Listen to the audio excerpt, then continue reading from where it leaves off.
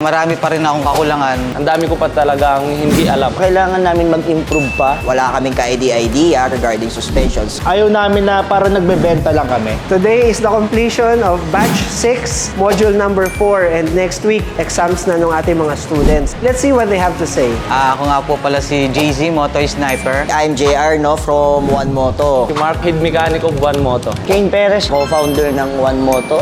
Migs Navarro, one of the owners of One Moto Incorporated. Akala ko nung di pa ako nag-aaral dito, okay na yung mga proper tools ko. So, marami pa rin akong kakulangan. At the same time, dun sa knowledge. Ako, sabi ko sa sarili ko talaga, ang galing-galing ko na, ang dami ko ng alam, ang dami ko ng experience. Pero once nung pumasok ako dito sa EV Moto Tuning, ayun, na-realize ko sa sarili ko na ang dami ko pa talagang hindi alam. Kailangan namin mag-improve pa. Kailangan namin i-upgrade yung mga services namin like this one.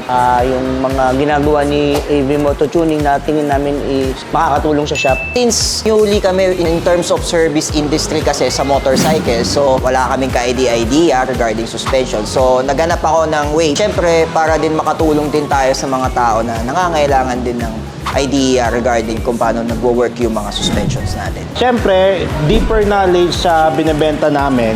Ayaw namin na para nagbebenta lang kami. So, at least we're giving knowledge din sa mga buyers namin. Ang kagandahan dito kasi hindi naman tayo ganun ka-runong, di tayo ganun katalino. So, kahit ilang beses ka magtanong sa tourist, uulit-ulitin hanggang hindi mo naintindihan or meron kang mga bagay na gustong intindihin dun sa mga pinag-aaralan sa bawat session. Napakagandang experience siya at the same time napaka-knowledgeable niya. Napakarami ko natutunan dito sa EV Moto.